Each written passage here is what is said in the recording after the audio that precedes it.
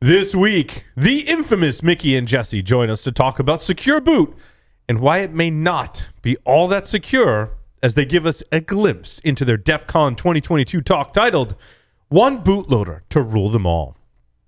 In the security news, key fob hacks and stealing cars, the best Black Hat talks of all time, open redirects are still open, the keys to decrypt the Wizard of Oz are in a strange place, why the Linux desktop sucks, why businesses should all switch to Linux desktops, SGX attacks, let me send you an Uber to take you to the bank, 27-factor authentication, start your management engines, and guess what?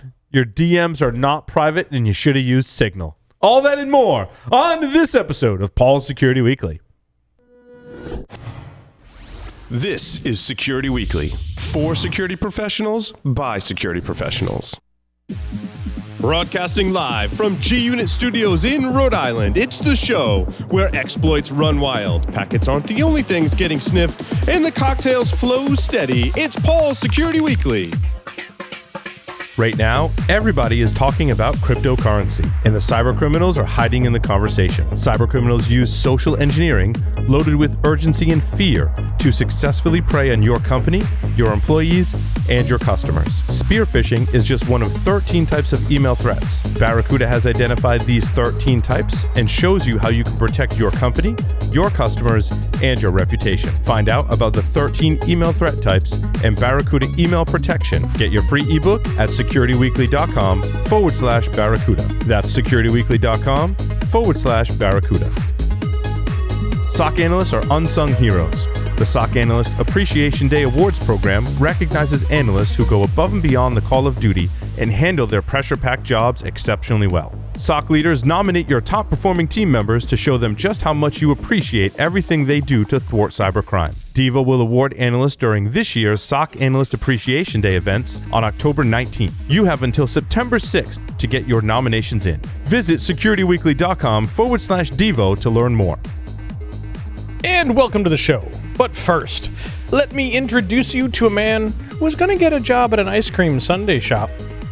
And I blew it because he didn't want to work on Sundays. Mr. Paul Asadorian. Welcome everyone to Paul's Security Weekly. It's episode number 751, recorded on Wednesday, August 10th, 2022, right here in G-Unit Studios in Rhode Island. To my left, none other than Mr. Larry Pesce. Yeah, it's been a week. What's going on, man? It's going. It's going. It's going. It's going. I'm here. And that's all that matters. We're going to talk about Linux desktops.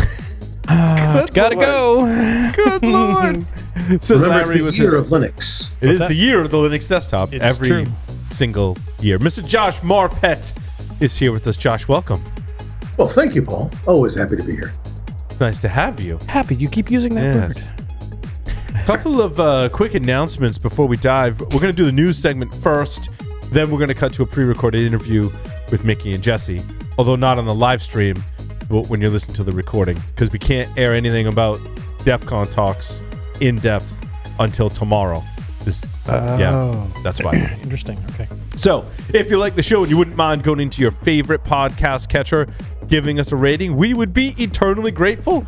I know many of you have been listening to the show for quite a while and may not have done so in some time, or maybe just haven't done so at all because we haven't really asked you. So Apple Podcasts, Spotify, and others have a way to rank podcasts. You can give us a ranking. You can leave a comment in there on some platforms. And getting a ranking in those ecosystems really helps the show. Thank you all for doing that. Don't forget to visit securityweekly.com/subscribe, where you can subscribe to all the shows on the Security Weekly network. Join our Discord channel and follow us on social media. Also, right there on the top of that page is where you can find episode starter packs, collections of Spotify playlists, a collection of Spotify playlists with some of our favorite episodes from years past. These are great if you're new to the show and want to listen to some amazing interviews and segments. This will be more announcements. Just a quick one that our listeners may actually kind of find fascinating, as I know you will, Paul. But to red letter date in history today, August 10th, in 1998, 11-year-old Dade Zero Cool Murphy's family is fined $45,000 for his crashing of 1,507 computer systems, causing a 7-point drop in the New York Stock Exchange. And he was subsequently banned from computers and touch-tone telephones until his 18th birthday. It's amazing. It's amazing. I can almost hear the music in my head of the next scene when they're on the airplane flying to New York. Yep. Wait a minute, how long ago was that? 1988. Oh my God. Well, in the movie script, right, it was written as 1998. It's from the movie, John. It's from the movie. I know. But it was the fact that was a legitimate date for that movie makes me just feel really freaking old, dude.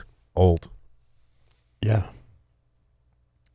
Well, I'm trying to pick a story to make you feel young, but I don't know that I have. So if you think about that, if he was 11 years old in 1988 and he could touch computers again based on the movie and he was 18, that would have made the movie 1996. Yeah. Yep. It was made in 1995, and it was very futuristic. Yep. And so it makes sense that it was a year ahead of its time. Ahead of its time.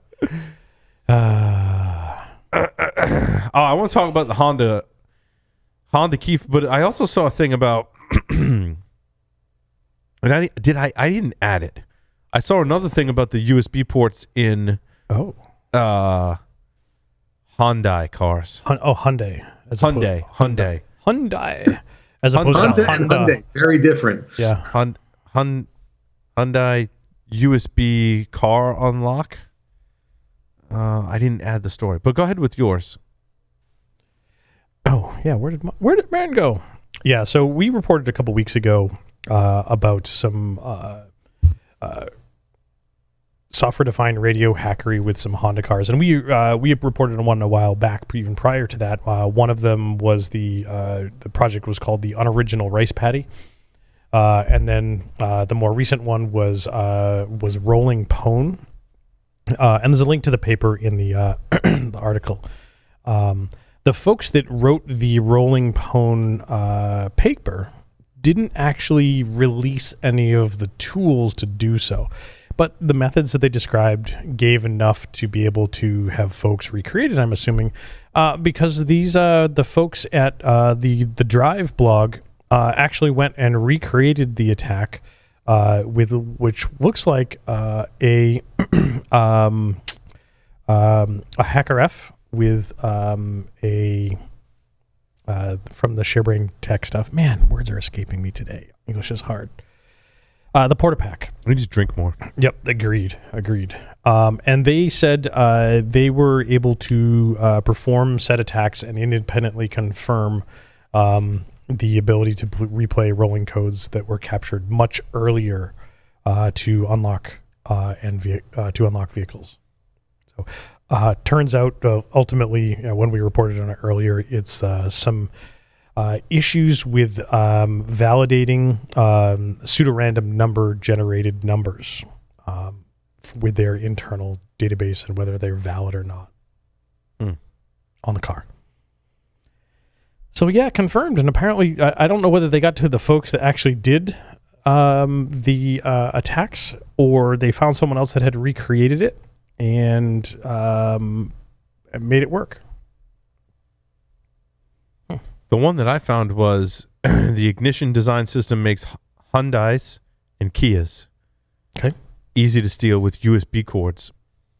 And if you look at one of the videos, I don't think it was in this one, it literally looked like a USB connector, a cord that they connected in, and was able to turn the ignition over. Now, where were they connecting that cord into? Into like the in-dash USB? No, it was like in the ignition. Hold on, I had a better video. Wait, architectural bug. I wish I had added this now. Oh, here it is. The drive. How thieves are stealing Hyundais and Kias with just a USB cable. Hold on. Let me put this one in Discord. This is what we need to just play the video on the... We have the capability to do that. I don't know why we don't do that. Because that would require pre-planning. You know, Larry, that's exactly why we don't do that. Why? I just need to connect my computer in. I mean, after all of these years, we're still just winging it, right? I don't know. I should have connected Dude, now it's just because you're pretty friggin' good at winging it. No, now it says the freaking video is private. Wait, what? Yeah. Oh, well, I'm sorry for not saving the video when I watched it. But in the second article from the drive that I put in there was a video that showed him where on the steering column he plugged it in. Larry was able to turn it over. But apparently it's older vehicles, and it's causing a real problem in Milwaukee. I don't know why Milwaukee is so popular. You know, I'm looking at this.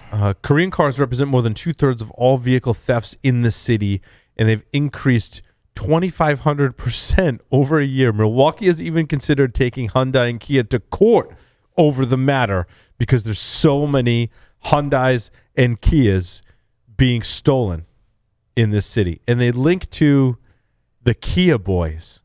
Story of teenage car theft. Apparently there's like a group, like it's a gang that goes around and steals cars. But I don't think necessarily like take them. They just take them for a joyride and then crash them and leave them or whatever. So this is not a technology-based attack at all. Effectively, what they're doing is they're disassembling the steering column for these older Kias that have a key. Mm-hmm. And instead of like the old school using a screwdriver to start them, the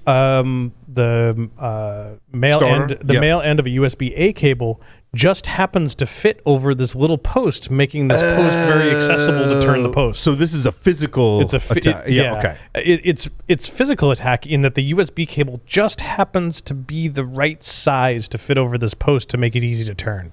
So I'm glad I asked you that because I was looking at the video, which has been since taken down. And looking for something on the other end of the USB cable, but it was just a cut cable. There was nothing on the other side. I mean, it could be not cut, but it doesn't need to be anything on the other side. It's merely a tool to be able to turn this knob more efficiently, because you can't do it with a screwdriver because it protrudes. The video I just sent in Slack at about 47 seconds. That's the video that I was watching. You found it. Yep. Because Inside Edition captured it for us. Inside Edition. Nice. So the maybe one of the technical failures here is that many modern vehicles, for the keys that go into a slot, have some sort of electronic immobilizer. Mm-hmm. So that even if you have a copy of the physical key shape for the keyway, there's some other electrical in the fob that would prevent it from working. In this case, these Hyundai models with these types of keys do not have an immobilizer. Correct. So as long as older cars, as long as you can rotate the tumbler, it will start. Well, I'm glad we got that cleared up. That's terrifying. Yep.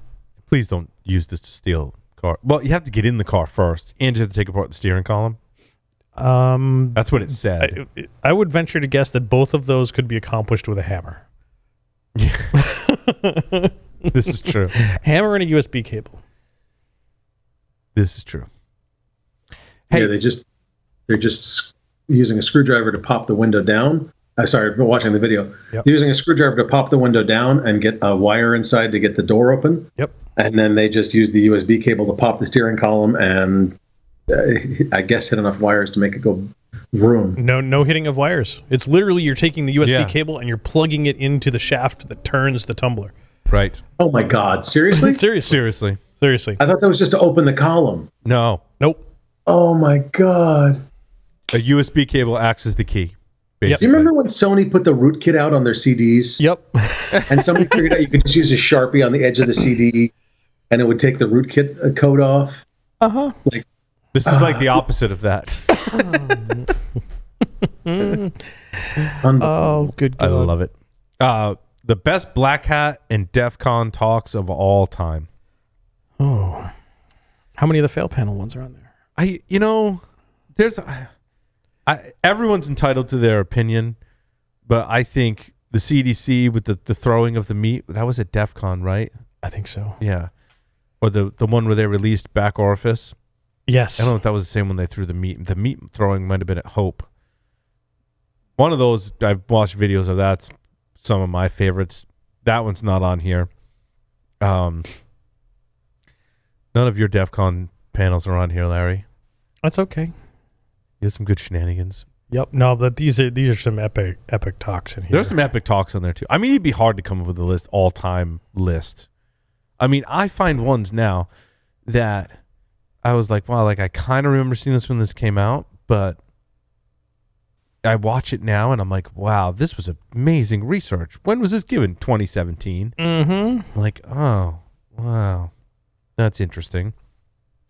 I do have to say, probably my favorite, and only like not necessarily like how do you judge what makes a good Black Hat or DEF CON talk, right? Yeah. Like, I think it's just like a feeling, right? And I was actually, they list Barnaby's DEF CON 18 presentation, but he gave the same talk at Black Hat, and I was at that Black Hat, standing in the room when Barnaby Jack made money come out of an ATM live on stage. Yep.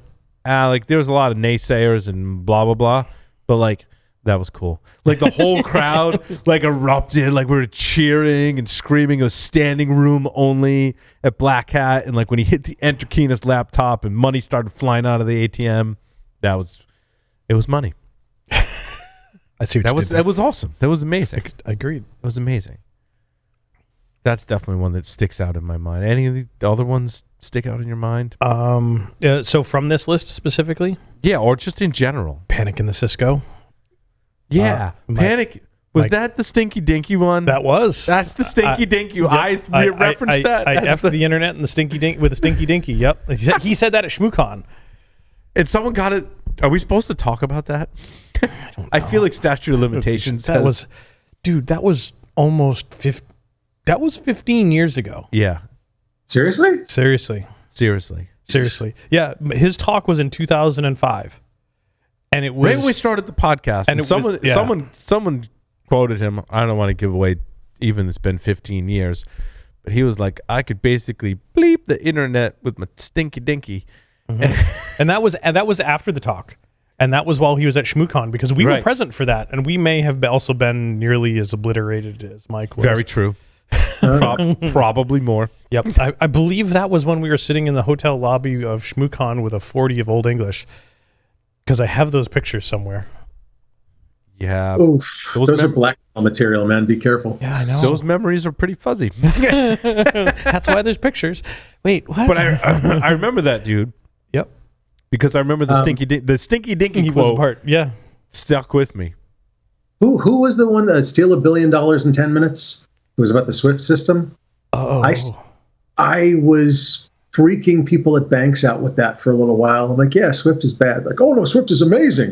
And I just referred them to the talk. I lost the link years ago, but I would refer them to the talk and they'd come back like white, just like all color drained out of their face.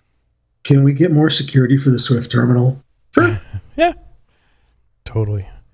I don't think no.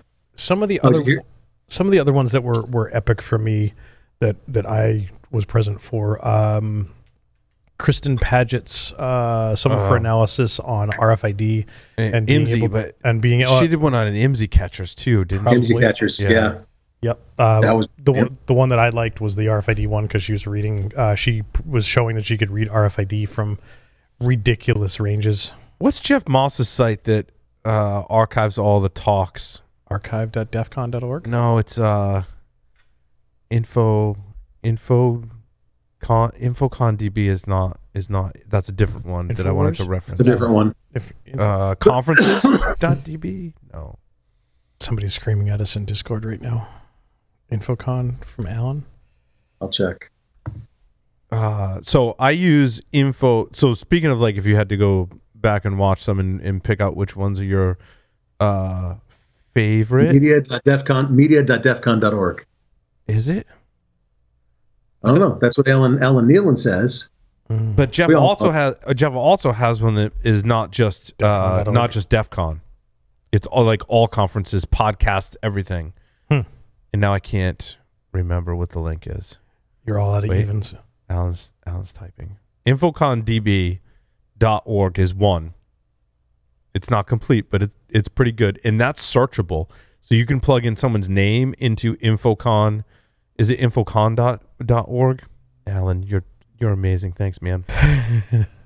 Infocon.org is Jeff Moss's one that archives documentaries, podcasts, rainbow tables, and the like, but also cons. So if you want to, if you're looking for previous, some of my blog posts, I've had to go back and research previous research, and put a chronology together on it. And these sites have been extremely helpful. Alan, thank you. I couldn't remember what Jeff's site was. Black Hat Archive. Alan put in the infocon.org. Yeah. There's infocondb.org and infocon.org. Oh yeah, there we go. Oh my God, it's been so long. So now everyone's going to infocondb.org and they're plugging their names in to see if you have an entry in there. It's like it's like the hacker version of IMDb lookups. Yeah. Mm-hmm. Yeah. Basically, yeah. But a lot of these also now have the videos, because the videos tend not to come out till like a year after the conference, so you forget. Yes. So I've been going back and watching, UEFI firmware ones from 2017, because 2017 was like the year for firmware UEFI and Intel ME and AMT research, which I just published. Hey, you know what? That's a great segue. Was that the year of introducing some of the Evil Maid attack type stuff? It's around that time. Okay. Yep. My story number 24.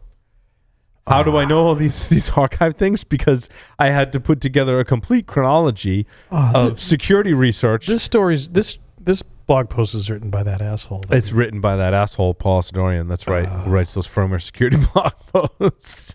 Fucker. And so I had to put the chronology together of all this research.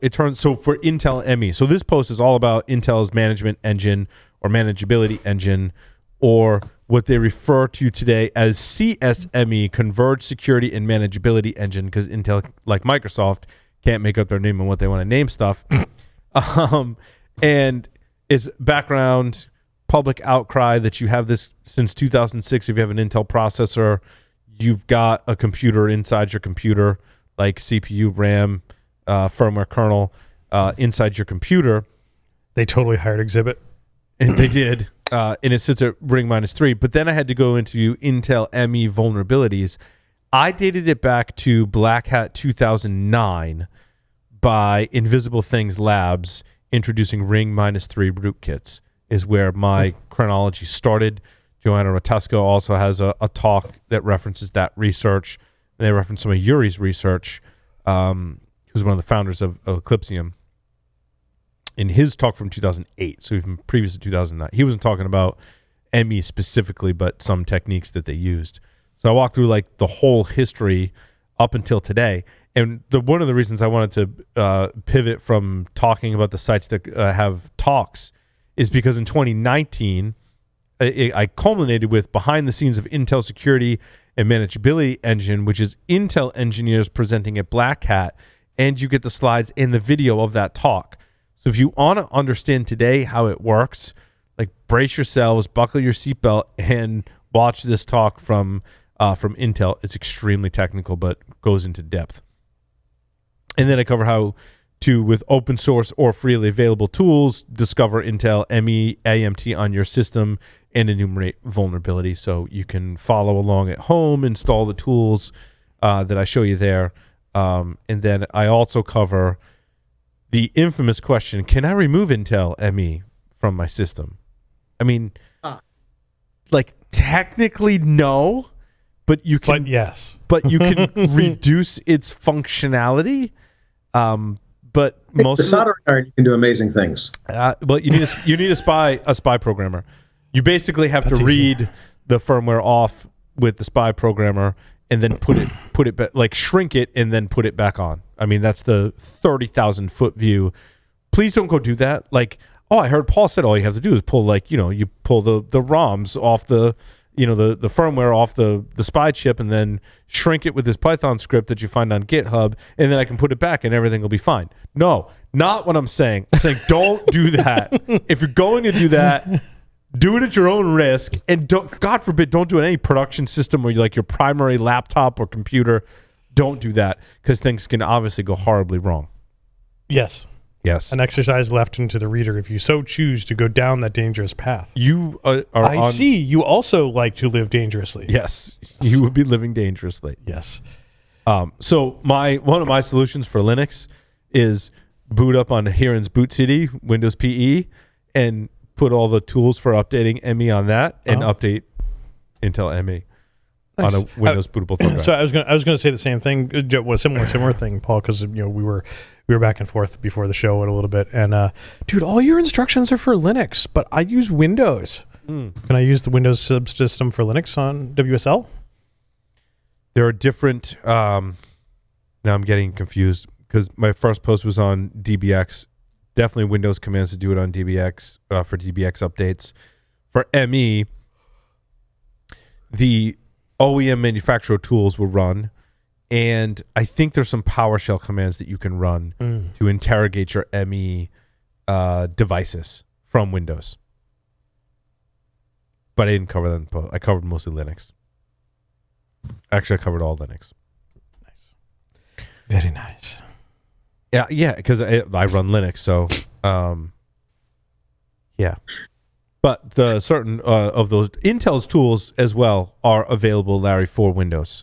Awesome. So particularly the last one is the most recent one. Not Intel ME tool, not chipsec. There is an Intel tool that you can run, which I thought that was in my post. I might have to go back and put that in. But there is, yeah.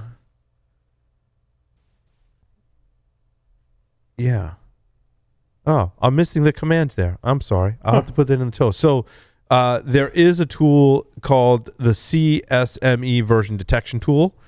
And this tool is freely available from Intel and runs on Windows and or Linux. And it is the up-to-date tool that will basically tell you if you have vulnerabilities, but not tell you which ones. There's a chunk of text missing from this post, which is why I haven't put it on social media yet, because I wanted to make sure that I didn't miss something or make a mistake when I posted it, and I did. I missed a chunk there, so I apologize. I will put that in either tonight or first thing tomorrow morning, and update that. But yeah, so Intel CSME version detection tool, Larry, on Windows. Awesome. So that is that post. What else? They're claiming that I'm felony LARPing here because I'm wearing an orange shirt. So apparently I'm in D Block jail. I thought you were in CPAC jail. Oh God! Sorry. Don't. Sorry. No. Don't. Sorry. No politics. Sorry. My bad. My bad. that don't. Yeah. No. Bad. I will. Yeah. Oh God. That was just next. Plus. First Defcon? Nope. You have a story in there, Josh, about your guide for a first-time Defcon visitor, and you said it wasn't bad. It's not bad. It's a guide. Bishop Fox, I think, put it out. I forget. And yeah, it was Bishop Fox. Yeah, nice people over at Bishop Fox. Yeah, they really are. It's Vinny Lou's company. Yep. Oh, that's right. Yeah. And they did a really nice guide on how to get around your first DEF CON and not be freaked out. There's a lot of Reddit threads in the DEF CON subreddit about, oh my God, it's my first DEF CON. What do I do? And there's so many people that it's their first DEF CON, and which is very traditional. I think it's like 50 to 60% of most people at DEF CON, it's their first DEF CON, every DEF CON. And so there's a lot of people there that are just as confused and worried and don't want to look like an idiot as you. And don't worry, chill out, relax. And some of those people have been going for 10 years that are confused and don't want to look like an idiot. No, that's me. No, anyway, so it's so much fun. Make so many friends. Enjoy the hell out of yourself. You're going to spend way too much money on food because you're like, oh my God, the cheap food is so far out there. Please, whatever you do, stop at Whole Foods or Target and get some granola bars. Just relax and enjoy. Go find a village, live there for a day. By the time the day is up, you'll be an intern at a company or have a job or have your best friend. Nice. Or maybe all the above. I don't agree with the bring cash, leave credit cards at home. I think you should take your credit cards. Like, don't travel without credit cards. Mm-hmm. Like, don't do that. In fact, there's almost better protection on a credit card. If you lose your credit card, you can call the company up and cancel it. If you lose your cash, it's gone. So definitely bring both cash and credit cards. I don't use the ATMs in the hotels where like Defcon or Black Hat are taking place, because oftentimes there are shenanigans happening. Mm-hmm. Maybe less not, so. Maybe not. I mean, there have been stories from years past, but I just tend to make that a rule, which is why I would bring cash. Maybe, I mean, use the ATM in the airport, right? Kind of thing. I would take your credit cards. Now, your electronics, I'm glad this guide, Josh, doesn't say, like, bring your burner phone, bring your burner laptop. Like, what does that even mean? And here's the crux of it. And I've done this before. Now, it's not a bad idea, but like, recognize the security level that this brings. So I'm going to get a phone as my AKA burner phone, right? And what is the first thing I'm going to do with it? I'm going to put my apps on it so I can talk with people. Yeah, I can check my mail and I can do Signal. I can check my mail and I got to check Facebook because all my friends that are going to Black Hat are also. And like some of those I only know I can only contact on Facebook. On Facebook, so I need Facebook Messenger, right? And then I need Twitter because some of those people I contact on Twitter DMs, and I need Slack because that. And then before you know it, you've got so you've maybe left off your banking apps, your home automation apps. But like I need all my passwords, so like LastPass has to go on there. Otherwise, I'm not going to be able to log into anything, right?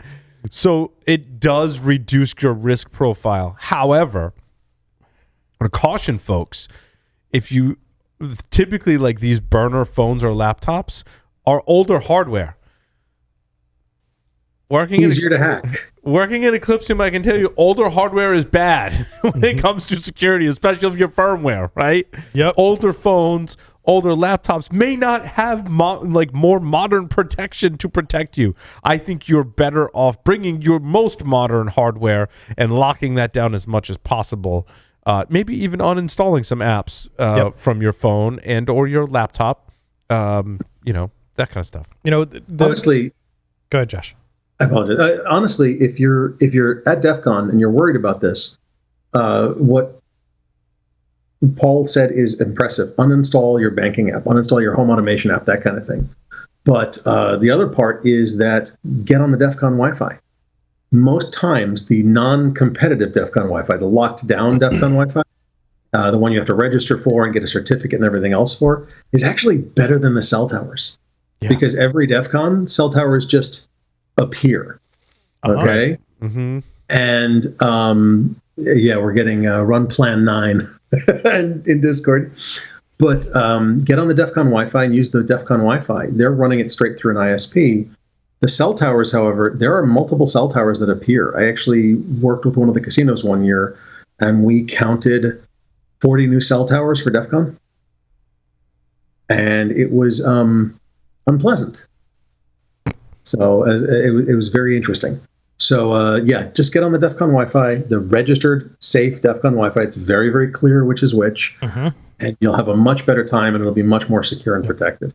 Now, one of the things that I think I saw some stuff here from someone from the YouTube chat. I think the last couple of years I went to DEF CON, like, even though it was a quote work trip, I think there was the level of expectation that I wouldn't be in touch with work because it was DEF CON, and I didn't even bring a laptop.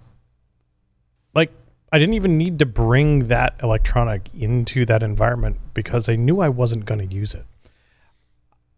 This is just a general type of travel thing. Don't bring that shit you don't need.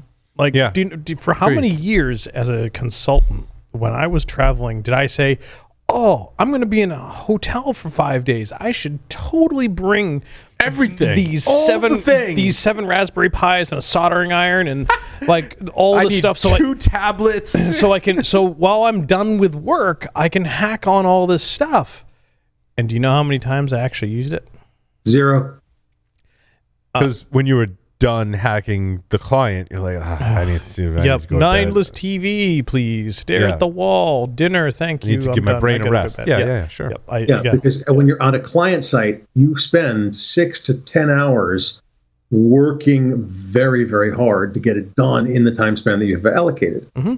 When we're home, in between calls, I'm going to take 15 minutes. I'm going to go use the bathroom, hold a small baby, get a cup of water, whatever. When you're on client site, you've got the client face on for 7 hours, 10 hours, whatever it is. By the time you get back to the hotel, you're like, I am out of spoons. I am out of fucks. Please leave me the fuck alone. Mm-hmm. Yes. I'm done.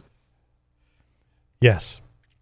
Yep. I think there was, and Josh, to your zero comment, I think there was one day or one trip that we actually did use some of that stuff. And specifically, it was because Don Weber and I were working on our presentation for Defcon on one of the fail panels on teledildonics. Mm. And I think that's the only time that I ever used any of that stuff. I'm just disappointed, Larry, that you didn't do the presentation about 5 minutes before you were getting up on stage. I also disable Bluetooth, and I turn off all my Bluetooth devices. I mean, I might take them with me. I might take my noise-canceling headset because it's hard to travel without noise-canceling, headphones. But I just turn it off, put it in my bag. Yep. Yep. Leave it in your hotel room if you're not going to use it while you're out on the floor. What? Simple. It's funny. I haven't been to DEF CON in 4 years because I had my 4-year-old was born July 4th, and it was a little too close to fly, right? So we skipped that year. And the year after, she got sick, so we were like, maybe we won't go this year. And then COVID hit. Yep. And so, now I've got a 3-week-old. And so we're not going this year, and plus it's still COVID, let's be honest. And I by the way, everybody, please be safe. Dear God. I don't care if the person next to you is not masking up. Put a damn mask on and please be careful. All right. It's a high likelihood you're going to come back with COVID. It's pretty damn. We saw that at RSA. I mean, there were a lot of people got. It's just the way it is. Yep, it's becoming more and more of a fact of life, and people have a different risk profile for it now too, which is good and or bad. And I just hope whatever variant's running around is mild. Yeah, that's what we can hope. That's all we can hope for. Non-lethal and mild. Yep, agreed. Hey, I'm scheduled tomorrow for my second booster because I'm old. Yeah, baby. I should probably see about getting mine. But every time I was ready to go get it, I got COVID. So. Yeah. Got your booster. Yeah, I got my natural booster. Booster. Yep. And the nice thing is I get to take my 4-year-old and she gets her first shot. So we get vaccinated finally. Just one last thing on the Defcon Black Hat thing. Are people really going to burn a 0-day on you at a conference? I mean, if it's a burnable thing, would be my counterpoint to that. I was listening to some other... It was Kevin Johnson, Tom Eston, the Shared Security Show. Yeah. Did you guys know they do a podcast? It's pretty good, actually. I do. I've been on it. Yeah, I listened to that episode, actually. Great job. But, they were saying, well, people are going to burn a 0-day. But I'm like, do you need to burn it? If you've got a Bluetooth 0-day for something, is that a burnable thing? I mean, yeah. But someone would have to detect it. Someone would have to detect it. Someone would have to be, And there is a risk level for detection, and that could be higher or lower depending on what the exploit is and the technology. Yep. And the ability to capture and quite honestly, in many of the cases, even though we're security professionals, I would venture to guess that there are times when there are portions of our devices, while we may be running the latest updates, there are subcomponents that we cannot patch that are vulnerable. I think about Bluetooth stacks. You go an Android device, you're limited, the drivers for your Bluetooth stack or whatever Android gives you. And they may be vulnerable to stuff that's 3 and 4 years old because the stack manufacturers haven't updated their software stack. Oh, I am fully aware of that. So, in my day job, talking about firmware supply chain stuff. So, device drivers burn a 0-day. It's been out there for 4 years. It's not a 0-day anymore. Right. I would say, but however, a lot of people are capturing traffic, Bluetooth, Wi-Fi, or whatever at DEF CON 2. So you might not want to put your 0-day, knowing that someone is going to go through those packet captures, or radio traffic captures or whatnot. Right. I guess they're still packets, but. Yep. And arguably, I think for most of the DEF CON attendees, the folks that would have a 0-day would not be willing to burn it against you. Like, why would someone burn a 0 day against me? Well, I mean, why would they risk 30 it? years ago. But why would they risk it at a conference? I mean, this isn't 20 years ago. Right. This is today. Right. If I got 20 years ago, if I've got some O-Day, man, like I'm selling it. I'm getting a bug bounty for it. I'm, hopefully not selling it to a hostile nation state. 15, 20 years ago, you burn an O-Day because it was fun. There are legitimate places that you can sell in 0 day exploit, and there's bug bounties which you could get paid for. Yep. So why would you risk someone else getting a hold of it at a conference? I'm not saying that someone wouldn't do that. Like, don't go there going, oh no. Like Paul said, no one's going to hack me at DEFCON. Not what I'm saying. Not what I'm saying. Yeah. But I think about some of that, like the folks that might be willing to, that have that capability, that have 0 day. Why would someone specifically target me as the recipient of that O-Day? What's it going to get? Larry, what's it going to get? You are a huge celebrity, Larry. You have access to so many things and so much radio frequency gear, most of it obsolete and ancient in your basement. True, but it still works. And it's in the basement because it's in a Faraday cage. Well, we're getting off track here. But do you see what I'm saying? Like, what do I have access to that could potentially be worthy of, say, Iron Man 3. You brushed someone off at a conference once. Maybe. And now they're going to blow up your home. Maybe. Like, that's the... Like, was that Iron Man 3? 2 or 3? I forget which now. Either way. You see what I'm saying? That most casual folks that are at DEF CON are not the recipient in most cases of... because they're not a target for somebody with that level of... No, I get what you're saying. Attack. Man. Yeah. I mean, but it could be an opportunistic attack as well. Absolutely. It's interesting too. I was listening to an interview with Maddie Stone. And thanks, Gus. I appreciate it. Did he say which Iron Man I was referencing? He'd burn an O-Day on me. Oh. I feel appreciated. Nice. Thank you. Maddie Stone, security researcher for Google, was talking about how one of the positive things in our industry is that today, when we say, like burn an O-Day or create a 0 day exploit, if you guys have noticed, and when we cover in the news in the past few years especially, there's a lot of exploit chaining going on. Mm-hmm. You need more than one exploit, more than one 0 day exploit to accomplish your goal. One is no longer enough. One gives you the initial foothold. You need 0 day exploit number 2 to overcome some protection that actually lets you run code or get access to something. We've seen that time and time again, especially on mobile devices. We've seen it. And in a lot of other exploit, I mean, we've covered, I can't remember off the top of my head, but in the past couple of weeks, we've covered ones where I'm like, oh, this was really cool. Like, researchers did a great job doing this, but it's because they had to. Like, because long gone are the days of like, oh, you got that service exposed to the internet. I've got a remote exploit, pop, and now I'm root. I mean, that still happens, but not as often. I mean, now they're using the chaining mediums and lows together, so that they so even if it's a known exploit, the way of using it and chaining it together makes it so that it's not really visible, or it doesn't it doesn't rise to the top of the attention heap. Right, and what was it? H.D. Moore and Val Smith talked about from low to pond years ago at DEFCON and Black Hat, and yes, that is totally a thing. I talk about that in my blog post, and something that greatly concerns me is that you've got Intel's management engine running on your system. Even if you run a Mac, Larry, you have Intel's management system. Unless I have an M1 or an M2.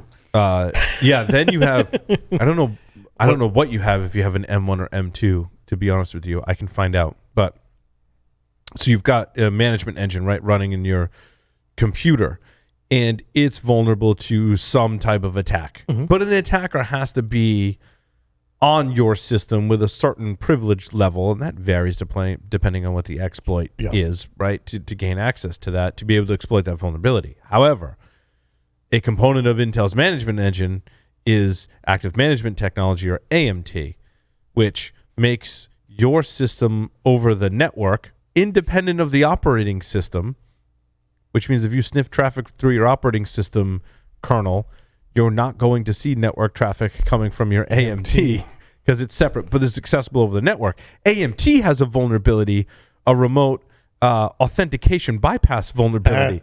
You combine those two together. I mean, you've got AMT code running, which AMT code is running inside of management engine. You could combine those two. You got to chain, and you got to chain the attacks. You got to have an attack to get onto the system, and then you got, when you're on the system, you need to exploit the system. I see where you're going.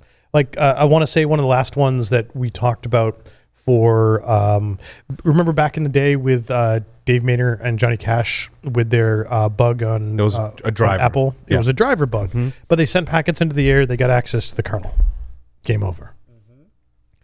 The last round of, sort of unauthenticated wireless bugs of the same sort of ilk were against Broadcom stuff in Apple. And this was like 2018, and they had to chain, I want to say, 3 distinct vulnerabilities in various chipsets to get to kernel level exploit. Insanity. Well, the kernels have garnered much better protection as well. Yes. Not that it's perfect, but better protection. Yep. What else we got? Let's just go down the list. Speaking of those remote exploits, your story number 2, the unauthenticated remote code execution at wide range of Draytech Vigor routers. When there's a buffer overflow in your login CGI script, laws will ensue. This is oh my god! Like Seriously? The buffer overflow, Josh, was in the username and password fields. Like. I'm laughing. The worst place I would have a hard time thinking of. Like, yeah. What? This comes from Trellix. A whole bunch of stuff that's vulnerable. And if you scroll down to technical details, so this is another one. There'll be an upcoming talk at Hexacon in October. But they give a summary in a paragraph. I'll read a little bit. The web management interface of the vulnerable Draytech devices is affected by a buffer overflow on the login page, cgi-bin/wlogin.cgi.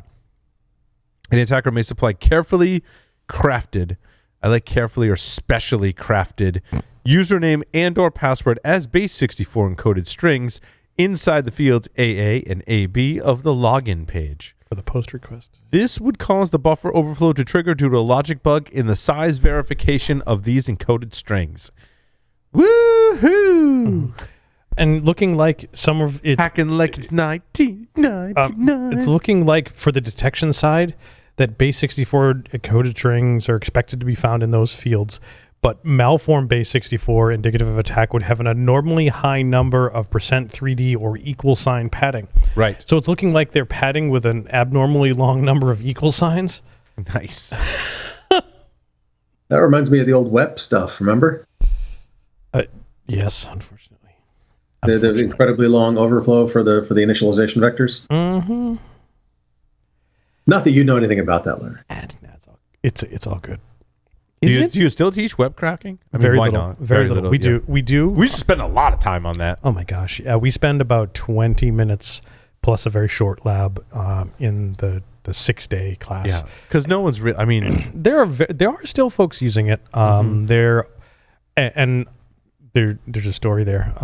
But there are still some folks using it. They have to use it for legacy purposes, for some legacy gear in enterprise. Classic story I give is a set of forklifts that have a built-in computer that have Wi-Fi, so that the forklift operators know where in the warehouse which box to pull off on the forklift and load onto which truck. It's been a couple of years since I've seen them, but some of those computers were non-upgradable and they only had WEP-based hardware. And because it was a forklift, it wasn't a computer asset, it was a fixed asset, so it was amortized over 30 years. 25 to 30. Oh my god. Yep.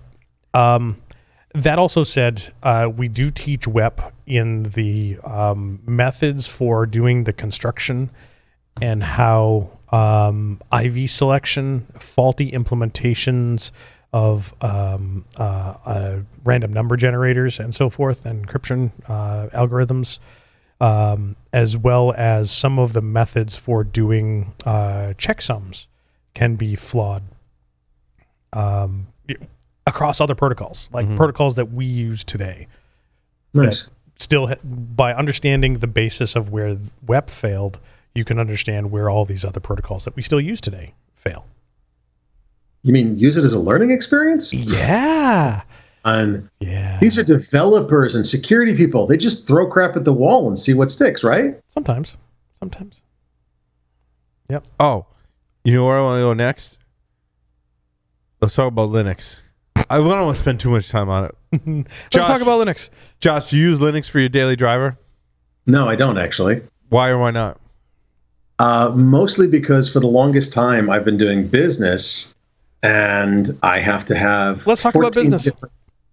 I have to have 14 different video conferencing applications, from Blue Jeans to go-to-market, go-to-meeting to whatever, on my laptop, and Linux didn't support a lot of those for the longest time. So I built up an infrastructure that's Windows-based, and although I have Linux as a VM on this machine, and because the framework laptops are great for VMs, and I have a NUC that's sitting there that's supposed to be, I'm supposed to be using to use Linux on as desktop, and it's just like, I just don't. Yeah, one annoying thing, like hard limitations with running Linux as a desktop, is go to webinar, you can't be a panelist. Nope. Can't be a panelist. So, I mean, I use Linux on all three of my computers that are my daily drivers, right? But I have a Surface Pro 3 that runs Windows for just those use cases. Yep. And just, conferencing software. Now, on Linux, though, Teams, either the native client still sucks. Like, Microsoft still can't get that right on Linux. They can't get it right on Windows. They can't get it right on Windows either. So, yeah, that's not a Linux thing, right? But I get started in the fact that Teams has to be run in incognito tabs if you have multiple Teams accounts, because Microsoft can't figure out that people might actually work for more than one company or have an account in more than one place. You can't set up multiple profiles in Edge to tie to your Microsoft accounts? No, it doesn't. Does it not support the enterprise level accounts? No. Only if you've got a regular Microsoft account. What do they call that? A Microsoft? No, it doesn't matter. It doesn't matter. It doesn't matter. It doesn't support, like Chrome. Like Chrome, I've got probably 6 different profiles in Chrome, and each of those profiles are tied to either a G Suite or Gmail account. And it's Chrome profiles. Chrome profiles. Yeah, Chrome profiles. Right. Right. No, I can set up a different Chrome profile for every Teams account, or I can use incognito tabs for every Teams account, but it's just a pain in the ass. Yeah, but also I run Teams on Microsoft Edge on Linux, and that's how I do all my Teams calls, and that works the best.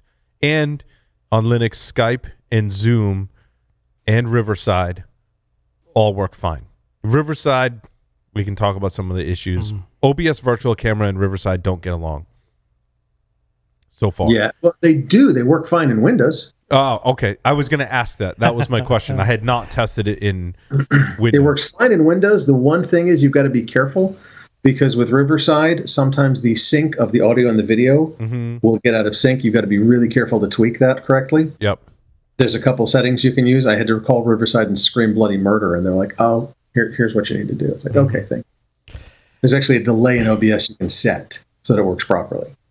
Oh, Larry, you do not use Linux for your daily driver. I do not. Your Mac? I'm still a Mac daily driver. Again, I do have both Windows physical systems. I have Linux physical systems, and I have both virtualized because I use the right tool for the right job. And for the most part, it's going to be Mac or Linux for me.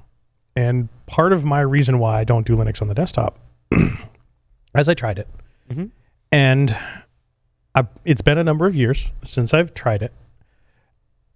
When I give me how many number, like ballpark number of years? 4. I think it's gotten a lot better in 4 years. Yeah, probably. Yeah. But when it was 4 years ago, it was like, this is the year of Linux on the desktop, and I really didn't want to pay the Apple tax again. And at the time, all of the apps that I was using on a day-to-day basis were all Mac. No, they weren't all Mac. They were not Linux. functional equivalents on Linux, and they like a Twitter client. Oh, Twitter client, forget it. They suck on Linux. A Twitter clients are horrible. Let's put it this way: every app that I needed to use under Linux, all of them sucked. I used Evernote.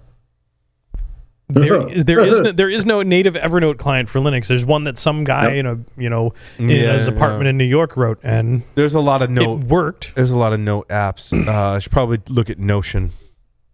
Web-based. Notion's great. Yeah, Notion's fantastic. Good. I'm actually looking. I'm waiting. The next iPad Pro should have the M2 chip in it, and I'm honestly thinking of going like for travel, Windows laptop and iPad Pro, and then for home, iPad Pro, so I can use, because Mac will run all those different clients and everything else, no problem, and the iPad really well for that, and then have a Linux desktop and a Windows desktop for whatever else I need to do on a power level. Now, using an iPad Pro as a daily driver for business applications, actually doable. Yeah. RSS reader was one I had to adjust to. Yeah. Because the RSS readers that were on Mac were awesome. Way better. Awesome. When I got to Linux, Feedly, it's a it's all browser cloud based. Yep. And Feedly's awesome. I mean, now Feedly is really awesome. And admittedly, at the time I was also very resistant to web-based apps. Yeah. Because like for me, it's now, like if you're Linux, you got to get comfortable with some web-based apps. I want to open it. I don't want to have a browser open for every app, or I don't want to have a browser tab for every open app. Because I have a browser and browser tabs for every app. Right, and that for me, that drives me nuts. Because I'm like Tyler lately, that I have enough browser tabs open that like I have to go and close stuff. Yeah, I think if you're Linux daily driver, like I have been for 4+ years, probably. I have browsers that are specific to apps. Like I said, Edge is for Teams, right? Yep. I use Firefox largely for like debugging, and when I use Burp Suite and all that stuff, I tie it to Firefox because that seems to work really well. Chrome for browsing, which I know is like an open source no, but Chrome works best out of all the browsers. But you also got to make sure you've got enough CPU so you can actually run Chrome. And the crazy part is I switched to Chrome years ago because Firefox was becoming so much of a memory and CPU hog. But I think that's the other. Yeah. Look, the reason we're talking about this. There's an article that I link to in here. Good Lord, main Linux problems on the desktop. I mean, there's got to be at least 20 pages. I'll put it so people can. Now you're really going to be distracted in Discord.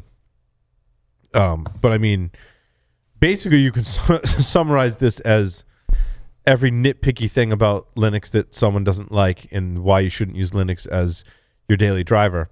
But one of the counterpoints, and look, I'm not going to say Linux is perfect, right? I just think I hate Windows and Mac more. I mean, I love Linux, but like I get frustrated with Linux. It's the lesser of the three evils, in my opinion, right? And when you get there, but I also think some of the things are, a lot of people when they run Linux, they're like, oh, it should run like leaner so I can run it on older or less powerful hardware. Yeah, no, not anymore. And I think we need to dispel that myth and notion no. That used to be the case, not anymore. You want to run Linux on really fast hardware if you want a good daily driver Linux experience. Don't go buying your 3-year-old Lenovo ThinkPad thinking you're going to have an awesome desktop. You're going to have a desktop experience, but it's not going to be what it should be. No. Get modern hardware, especially if you're going to use Linux. Yeah, as your daily driver. that used to be the thing, that you could run Linux on your older crap, and you still can. It would be a great experience. Not so much anymore, and this is totally what I agree on. One of the things that when I was reading through this going through this article, is that to me, much of the stuff that I'm seeing that the author is nitpicking on is along the lines of the stuff that an average consumer that walks into Best Buy to buy a laptop would expect to work. Like, my wife, if I needed to go get a laptop, she should be able to go into Best Buy, buy a laptop, boot up Windows, and be able to install a couple of apps that she uses and work, and maybe even install Steam and do some gaming while she's at it. Yeah, and I mean, you can do that with Linux, but you might have to go to the command line to make some things work. And exactly that 1 or 12 games on Steam might not be supported on Linux. So there's that. You can get Steam on Linux, but the point is, and then you have to be futzing with Alsa Audio and everything else. Well, Pipewire has made some inroads, and he talks about Pipewire and says it doesn't suck as bad as Pulse Audio. It sucks less, Josh. And you guys are all adding to the prosecution rests.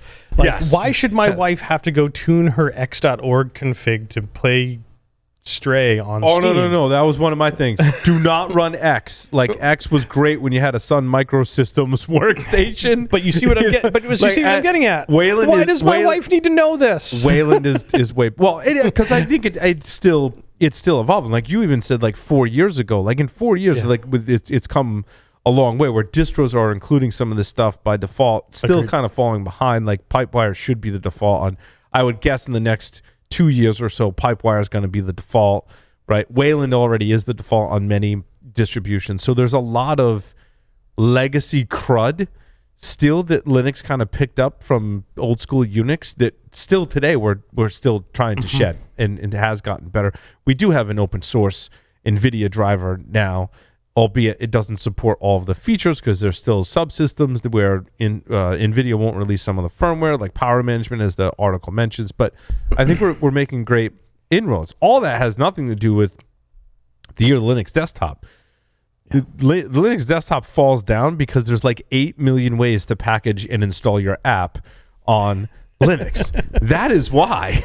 Right? You've got two major distribution systems for packages, right, that come with it. You've got apt and the Red Hat, package manager, RPM based systems, and you've got Snap, and you've got Flatpak, and I'm missing some other ones. Well, you can always install from source. You've got an app image that you can run. So like that is why there's really, the major reason there is on the application side, right? A lot of this other driver and other stuff sure is a thing.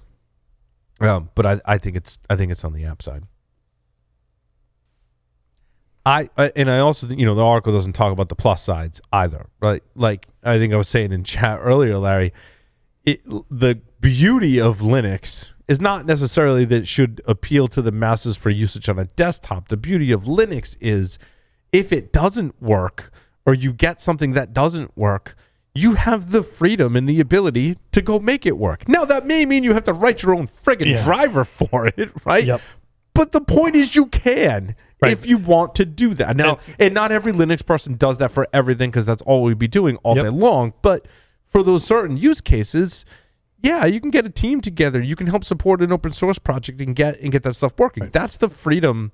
I don't want to sound like a zealot, but like that's kind of the point. Are you going to do that in every single case? Am I going to go run a driver for that weird audio device? Probably not, right? I'm going to go get a different audio device that works with Linux. I'm going to put the one that I want to use on my Windows laptop, right?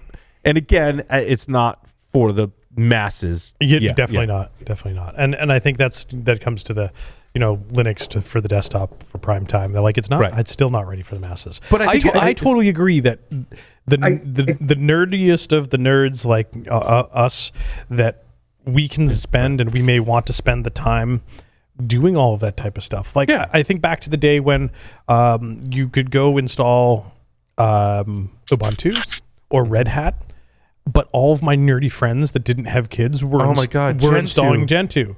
Oh, because they could take 2 days to go through the 28-page install documentation. Like, I get it. Actually, so I'm gonna give you a contrarian view, and I'm gonna tell you that Linux is perfectly fine as a desktop, as long as your expectations are properly set up front. Agreed. My wife gave her mom, my mother-in-law, a Linux laptop that was very carefully locked down to give her exactly what she needed to do, which is mostly web-based stuff and a few different applications that she had instruction on, and has used this thing for years now, very, very successfully. Okay, but unless you're really locking out your use case or working out your use case and then locking out features that aren't needed, it's not right. I will say that there is one variant of Linux that is absolutely perfect for anybody's desktop use, practically anybody except power users. Is that Gentoo? And that's Chromium. Chromium, yeah. Mm-hmm. And you can get Chromium for other hardware. We talked about that a couple weeks ago. 2 weeks ago. Yep. Yep. Yeah. So in some sense, but again, that's a locked down use case. Yep. That's where it's browser focused, G Suite focused. It's very focused on using it as a terminal effectively to the cloud. And in that sense, it's brilliant. Yep. Absolutely brilliant. And you can turn this goes back to you can use older hardware for it because you can. Yep. Okay. And that's actually going back in some ways to Linux roots better than Linux does. Yeah. Or you can use Linux Mint and be stuck with X. And, All right. Good point. And I like Linux stuff. Yeah. All right. What else we got? Did you see the thing about OCSF? Brand new article? No. Do we need to get your tissue? Excuse you? OCSF? Go ask. Yeah. It's they're actually coming. Here it is. Hang on. A standard to monitor security standard to monitor hacking attempts. I'll throw it in Slack. Did you not put this one in the show notes? All right, hold on. I literally found it 10 minutes ago. Okay. I'll read that so one. all of us are ready, prepared to read about it. Were you guys prepared for the scientists hid the encryption key for the Wizard of Oz in text in plastic molecules? The what now?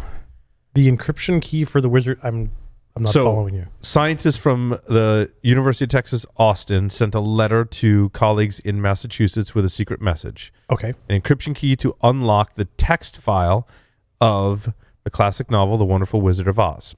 A twist, the encryption key was hidden in a special ink laced with polymers. Oh. It described their work in a recent paper. It's really interesting. Okay. See, I wasn't following where the Wizard of Oz thing came from, but no, it was a text file of the Wizard of Oz. Yes. A molecular encryption key was embedded in ink of a letter which was mailed and analyzed to decrypt a file. Right. So they encrypted the text of the Wizard of Oz. Yep. Then they hand wrote, there's a picture of it in the article. They hand wrote a letter, and the encryption key was embedded in the ink inside of that letter. The encryption key or the decryption? I'm sorry, the decryption key. Okay. So would it be? It was a symmetric key. Symmetric key. Okay. Symmetric key.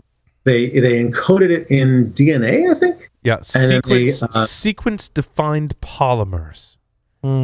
So which is effectively sort of a DNA. Mm-hmm. You're using a very limited set of codons, of primitives, effectively, and then you're putting it into a strand, a polymer strand, and then that's the key. And it's basically, the equivalent of 010001, blah, blah, blah. You get the idea. They jumbled all the polymers together and used a depolymerization in liquid chromatography mass spectrometry to decode the original structure and encryption key. It's so nerdy. Oh my gosh. It's like the nerdiest reading I've done. Well, maybe not. Pretty close. Top 5 all week.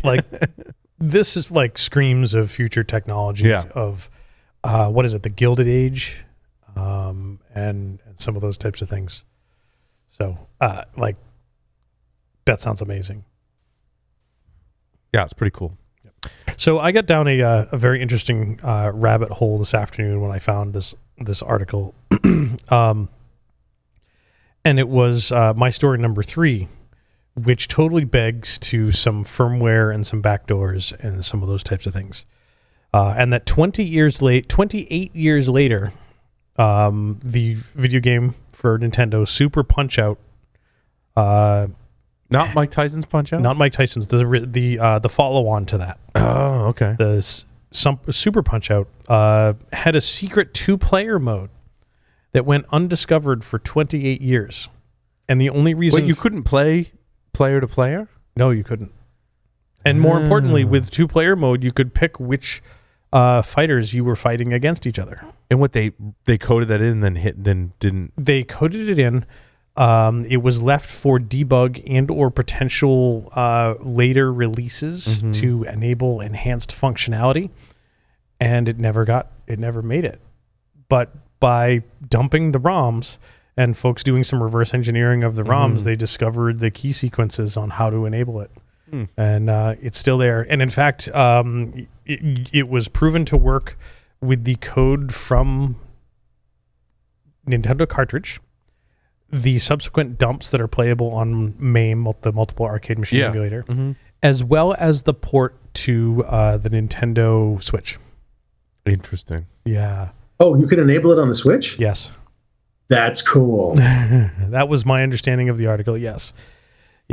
Which then right. Super Punch-Out was Super NES. Right, as opposed to NES, which didn't have the Mike Tyson sing theming and licensing. One thing I didn't include in my blog post, and you're going to laugh because I'm going to reference my blog post again, but I didn't include in there is original Intel ME processors were ARC processors, and the company that made them also made the processor for Super NES, and there was some shared kind of lineage there. Interesting. Which is really interesting. So I ended up down a rabbit hole about some of those things in the game, and I thought that was pretty fascinating. That that back door, as it were, as simple as it was left undiscovered for 28 years in those ROMs, and somebody finally figured it out by disassembling it. Okay, I'm going to go slightly off topic. Let me ask you a question. How long do you think it's going to be before we have Easter eggs, undiscovered functionality like this type of thing that will lie dormant for 20, 30, 40, 50 years? I would argue that this is going to happen because as part of my little rabbit hole that I went, this rabbit warren that I went down, that article linked to another article about an Easter egg being hidden in Atari's Starship 1 arcade cabinet, in which using... Wait, what? Yeah. Wait, when is that from? 1977. Oh my God. So there was an Easter egg in the Atari's Starship 1 in which the developers included a certain set of keystrokes, as it were, so that the developers could display their names, because that was not something that Atari did with the credits and so forth. They just said it's theirs. They figured out how to reverse engineer the ROMs, in which they had to drop in a quarter while holding two buttons, then release them and slam the game's slow control lever. So it was a pretty complex set of actions to trigger this Easter egg, which... I liked your hand motions when you went through that. You did like a little karate, like... Yeah. So part of the reason why they confirmed that it exists is because they had dumped ROMs, which they used with MAME, to use a set of keystrokes through the MAME XML config, so they could basically press one button to do all of those things for them, and confirm that it was still there in the ROM. And it would put up the high RON on the screen and give you 10 free lives. Oh my God. And with the interview for this, and Josh, you say this, how long do you think it's going to take for some of these things to show up? Like, they were touting that the messages here were that this was arguably the first discovered Easter egg in arcade stuff from 1977. Okay, wait. Discovered. We're now doing archaeology of video games. Yes. And the discoverer said more than 100 arcade video game systems were released before Starship 1. Maybe somewhere deep inside of one of them lies an even older Easter egg waiting to be discovered. I think these people that are finding all these Easter eggs need to find flaws in software and firmware too. Because it's not all that. Technically, they are. Yeah, it's not all that dissimilar. Like the hat bit in Intel ME, the microprocessor decryption. Yep. A lot of that hinged on microcode. Decryption, right? Hinged upon finding some type of disabled bit, as with HAP in Intel ME, or finding some debugging process in the microcode. And a lot of vulnerabilities or exploits have resulted from the researchers going, oh, I got to this because I found this like basically hidden, not so hidden functionality that enables some kind of debug mode, which is kind of like an Easter egg in a video game. Very similar. Yep. Mr. Lee Neely has joined us. Lee, welcome. Whoa. Hey, good to be here. And I don't think my showing up counts as an Easter egg. We unlocked the secret. No, but it is a codes. Christmas present, sir. It is a good surprise. There we go.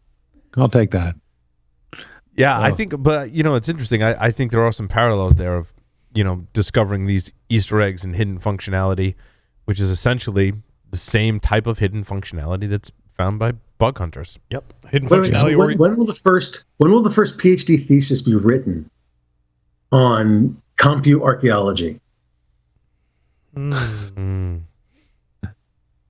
You're a computer archaeologist. I pose that.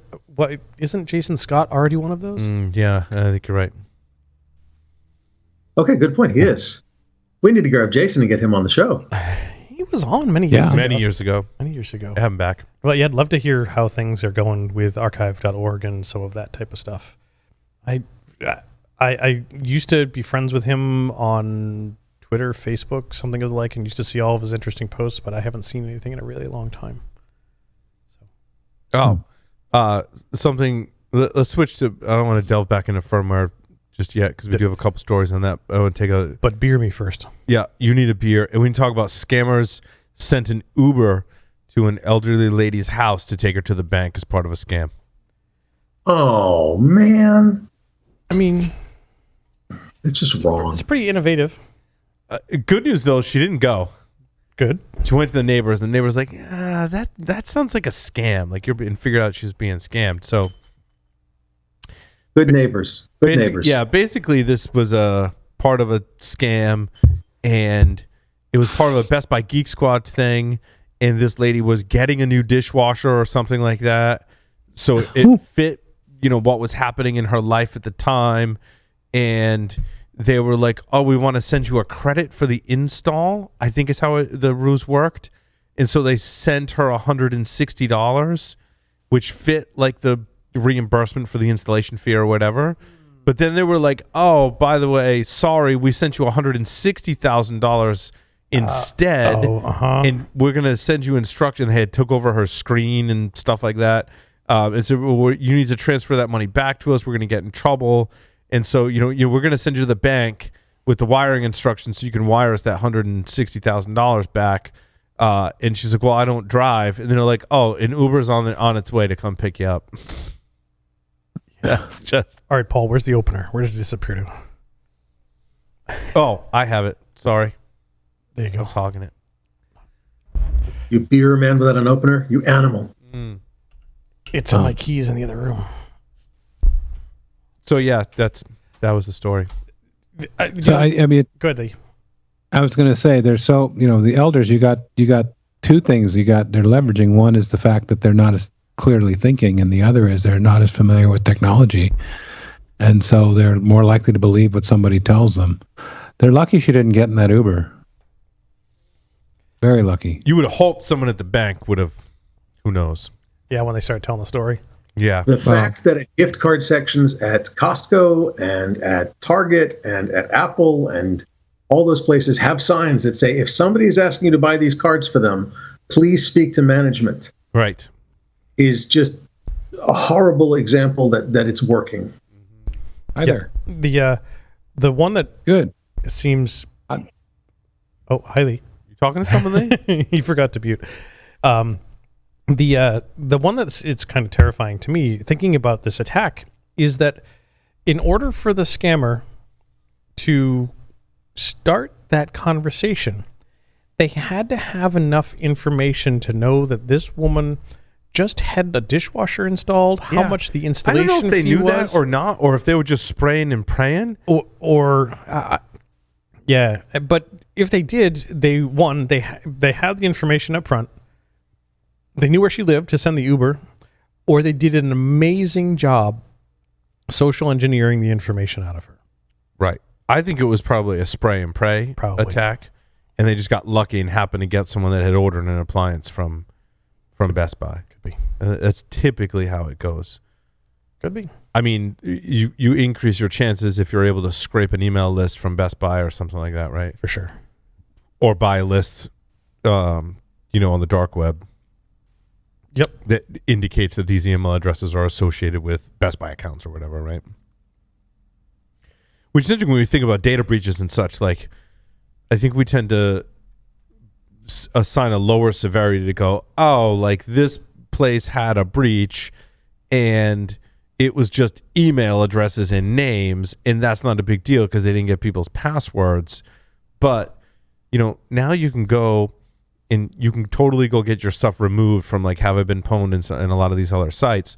But now I can go to Have I Been Pwned. I can plug in Larry's email address, and it's going to show me every breach that Larry was associated with. And I go, oh, like you had an account there and you had an account there. Now I can go look in those places, maybe see what you posted and kind of use that as pieces of information. But you can send requests to most of these places, at least the legitimate and semi-legitimate ones. You got a good chance of getting your stuff removed from it. And some of them even have the option, like the don't display it publicly, but leave my information in there. So maybe I can still have an account and retrieve it, but not just anyone can, which is one level, or like remove it entirely. So who knows? It was most likely a spray and pray, though. Yes. Every day there's different ones. Every day it's spray and pray. Every day it's targeted. Every day there's so much money in the cybercrime world that they're using every possible tactic they can to get more and more money. I mean, it's basically the spammers, but doing straight up crime now. Mm-hmm. Yeah. Interesting how 35,000 repositories are reportedly infected from, I believe this was GitLab, my story number 22. It was so a widespread malware attack on GitHub. And again, this came from Twitter. I don't have much information other than, obviously what was posted on Twitter. They say over 35,000 repositories, projects like Crypto, Golang. It's adding NPM scripts, Docker images, and install docs. And I guess I'm less interested in this specific attack, but more interested in the prevalence and popularity of this style attack today, where the attackers are going after the developers, and not just the developers as people, but their accounts and credentials that have access to the source code repositories, whether that's GitHub, whether that's GitLab, wherever the source code is living, whether that's PyPy, whatever it is. They're going after these projects to essentially conduct what we call today as a supply chain attack, right? But put something in this source code that conducts further attacks. And my fear is, I don't know if it's so much a fear, but a reality too, is that if you're a developer and you're developing free and or open source code, your security level now is going to have to increase. Hence my joke about 27-factor authentication. There's already been efforts from major open source projects. I think, did I talk about PyPy a couple of weeks ago? Yes. PyPy a couple of weeks ago, right? Like forcing multi-factor authentication. Yep. Mm-hmm. To me, that's just the first step. Like, now you're going to have to sign all of commits. Now you're going to have to sign all of your packages. And then there's maintenance that comes, all of that, not just from the developer, but all of us as well. This is the encompassing supply chain that I speak about, not just with respects to firmware. I mean, I talk about it in that context, but it's totally in this context too, because the responsibility, and in order to have this level of security, there has to be people who are following the process for doing the code signing of the commits, doing the code signing for the actual code, right? So those secrets have to be protected. The developers have to abide by certain policies in order to do that. But also, someone has to find the vulnerability and or bad thing that was signed, right? Or bad thing, and then realize it was signed. So that's another part of the supply chain, if you will. And then someone has to take actions to go revoke that, which is another part. They have to push out that revocation somewhere. But then we as users have to pay attention to that revocation and actually apply that revocation process, right? This could be an apps package, PyPy package, right? You're so cute. You expect people to actually listen to revocation lists? Yes, Aww. this is what I'm getting at, Josh. This is a whole. This is a shared. Can we call it a shared supply chain responsibility model that I'm referencing here? Because it's not just with firmware. It's not just with specific types of software, right? It's with operating system packages. We talked about it in the context of secure boot. In the next segment, we talk about it in the context of firmware. We talk about it in the context of apt, PyPy, NPM, whatever the case may be. It could be checksums. It could be code signing. There's a process that involves multiple parties being responsible and taking actions in order for the end result to be that the world is a more secure place. And I don't think that's always happening. Expect organizations to take responsibility and put forth time, effort, skull sweat, and cash when nobody is actually mandating with any sanction that matters that they do so. Correct. Lee's got a comment in here. I can see him chomping at the bit. So what I'm actually in a couple of different responses here. One is I ran across an article earlier this week about GitHub is looking at partnering with SigStore as a signature signing so that you can sign all that stuff using their services. So you don't necessarily have to stand up a service. But I keep coming back to where Josh and Paul are. Is like, you got to understand the assurance of that signature. Sure, it's signed code, but is it my own signature? How genuine is it? Oh, are you checking to see that the people signing the code are the only ones authorized to sign it? If I sign Josh's code and you're just checking for a valid signature, are we good to go here? Yep. And how do we maintain a list of who's allowed to sign which code? Like when we're talking open source projects, potentially anybody could do a pull request and all of those types of things. Yeah, because typically there should. Well, I mean, in some models there's a certificate manager of that process, and typically, like in Microsoft's case for UEFI Secure Boot, they're validating that you can manage your key effectively. Not necessarily that the code that's being signed doesn't have any vulnerabilities. And I'm not exactly sure what that process is, but I'd venture to guess that it's very similar from like a third-party risk assessment. Like they had to complete a questionnaire that's like, who, along the lines of what you guys are saying, right? Who creates the key? How is the access to the key controlled, managed, and logged? And what if the whole question about key management in that case? Not necessarily in-depth thing of like, how secure are you as an organization? Like where this key lives, like what your security practices. Do you have vulnerabilities in your code that could make all of that point moot? How deep is that verification going? Yeah. Don't worry, SBOM will make it all better. Well, I mean, SBOM is it's your point, is it but a component to all of this, right? Right. It's one piece. Well, no. Think of SBOMs as the same thing as a certificate in a certain way. An SBOM is a declaration of the componentry of your software. A certificate. How do you know what software is on your system if it hasn't been signed and you haven't verified the signature of it? Right, but that's what it's supposed to go along with. Okay. And that's kind of the point. If I have a package that is signed and verified and everything else, then the SBOM that comes along with it should be, at the very least, vaguely correct. And that SBOM gives you the components that are inside of that signed, sealed, and delivered package. So then those components, I can check for vulnerabilities and everything else. If I have a revocation list, it should revoke in my system, in my SBOMs, in my everything. These systems are supposed to work together.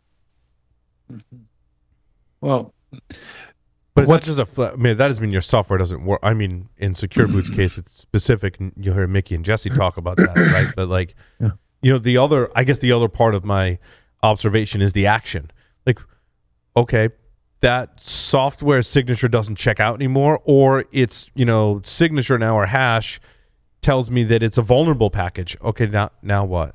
What am I supposed to do about that, depending on where it is and how it interoperates with everything else? Does that mean I stop using that device today because its package didn't check out? Or is that just because it updated and the signature changed, but it's a valid update? Because if it's a patch and it's a valid update, how do you verify that? Now you have to redo the whole process all over again. But on top of all of that, you've also got point in time. I mean, the SBOM is only good. What's the half-life of an SBOM going to be on an actively developed product? Or, how long are those signatures good for? I mean, they just represent today's information. You come by a week later, is it still good? I don't know. This is the part where PKI gets complicated, particularly digital signatures. Because you have to sign like in Secure Boot, the DB and the DBX is signed, right? You're making Jesse talk about that. So you can't just go updating your DBX. Like, that update has to be signed by someone to maintain the chain of trust. What's interesting that I think of what you're hinting at, Lee, is that we use a similar kind of process for SBOM type updates. Yeah. Which is interesting. Which you wouldn't necessarily want to like halt everything, but it's more of a notification that now there's new software or old software that has been revoked or new software that has been implemented, and you want to know if it's vulnerable or not.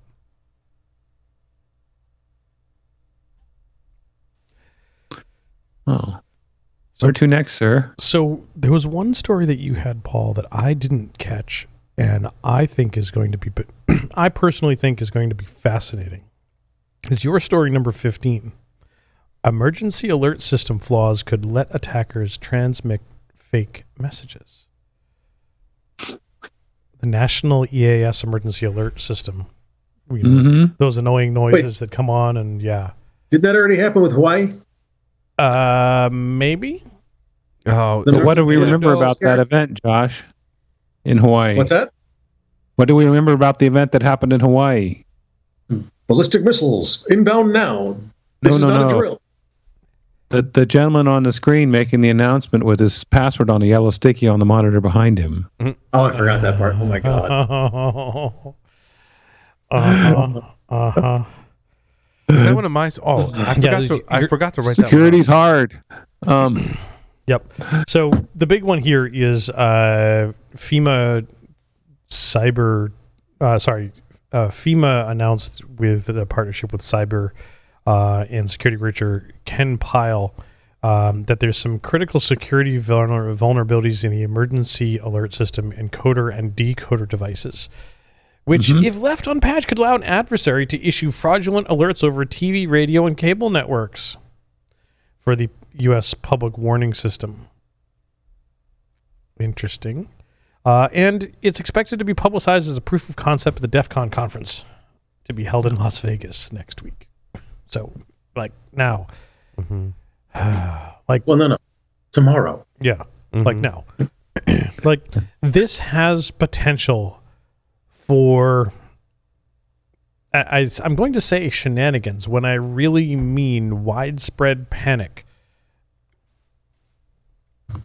Should folks not know about this, that it's even a possibility. And then, of course, if you start telling folks, on the national news that, hey, the EAS system might be hacked and you might see fake messages if folks don't patch their shit, guess what they're going to lose all confidence in when something actually does? Oh, that's probably just a hack.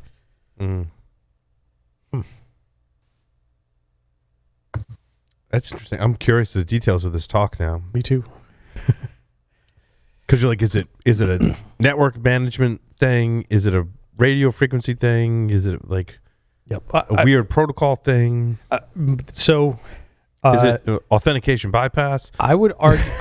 So that said, I'd be disappointed if it was authentication bypass. I would argue it's probably along the lines of authentication bypass or hard-coded credentials, because in the article it says to mitigate the vulnerability, relevant participants are recommended to update the EAS devices to the latest software version, secure them with a firewall, and monitor and audit review logs for signs of unauthorized access. Piece of cake. Yeah. Well, then you wonder what the process is for updating, testing, and updating these systems, right? Yeah. and if there's redundant. I remember seeing a version of this that some of these patches are only recent, or the patches are available, but there was a couple of years where the flaws were out there, but there were no patches. Nobody was working on it. The patches are out. The announcement came a little bit ago, but still, those folks haven't updated their systems. And now it's going to be out at Defcon in the IoT Village. That could be a cool thing to check out. More importantly, where do I find one of these devices on the used market so I can play with one? That'd be fun. Oh, that's a really good question. It's kind of fun to have your own emergency alert system in your house. Yeah, I would love one for one of the old analog television type deals, because that's been a thing that I've been looking for this summer at yard sales, because I have one that's vintage and I want to sort of keep it pristine, but I'd love to be able to create my own little transmitter to connect to an old school vintage 1970s black and white 13-inch or 10-inch or 8-inch TV, just to do old analog, old school television hackery. And this would be one of those things that'd be fun to connect to that old school television hackery stuff.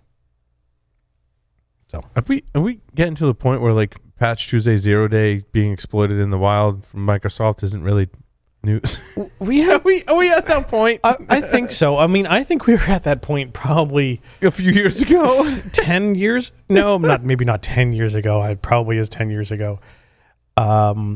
But every once in a while it comes up on a Patch Tuesday, maybe every couple of years, that it's a big fucking deal. Is this one of those where it's a BFD? I don't know. Microsoft's calling this dog walk. Gives the attackers the ability to use the MSDT protocol through a URL contained in a document. Yeah. I tried to look at the dog walk thing that you had listed in the show notes, and the page comes up. The site cannot be reached. Is it the dark reading? I'm on the dark reading. No, it was the my story number 13. The recfoot.com one. Oh, I put a few in there. Oh, maybe. Hold on. Yeah, the rec. I wonder if your URL is wrong. Yeah, the URL got munged. Yep. Okay. Yep. The recfoot. I don't know. It's www.therecordrecfoot.com. Yeah. It must be recorded future? Yeah. Recfoot. They munged a URL in their RSS feed or something. Oh. Yeah, I can't find it on. So the Record had an article on it, but that link is broken. Pay no attention to my story number 10, but my stories number 12 and 13 do actually work. Okay. Probably 13 is, I would guess, the better of the two from dark reading. Yeah, so I mean, just happens. Dog walk was patched in the August patch cycle. Yes. Dog walk was the 0-day vulnerability. There was 121 flaws, blah, blah, blah, blah, blah. Like I said, is it really news? I mean, Intel had a big Patch Tuesday this week, too. Does Intel call it Patch Tuesday, or is it just... I don't know. It happened on a Tuesday, and there was a whole... Intel issued on yesterday 27 new security advisories. Intel calls them security advisories, so they're SA-000, like 000 or 4075 was like one of the ones for Intel's management engine, or AMT. I forget which one. I covered that in my blog post. So I'm becoming more familiar with the Intel security advisories. So August 9th, they released, very similar to Microsoft, right? They released the security advisory, and it covers like a particular technology. Like one of them was, I don't know if I still have it linked here. One of them was for Intel's active management technology.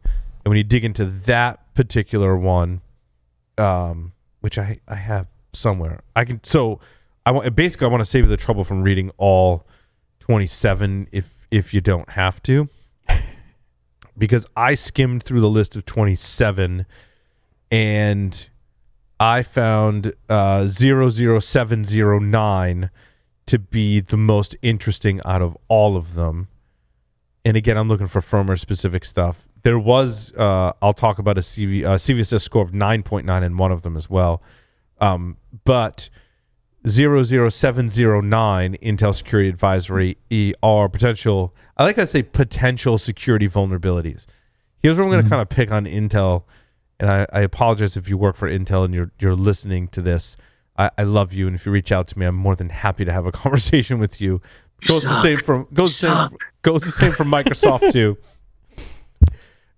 So they say potential security vulnerabilities. Well, like if you have in this security advisory, you've assigned 3 CVEs to it. Like these aren't potential security vulnerabilities. These are security vulnerabilities that have been reported to you and you've remediated. So you don't need the word potential in there. And this is in Intel's AMT or active management technology and Intel standard manageability. I don't know. Is that they call that ISMly? What is I don't remember what ISM is. Intel standard manageability.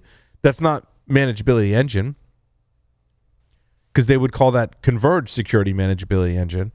In any case, it says AMT may allow escalation of privilege or information disclosure.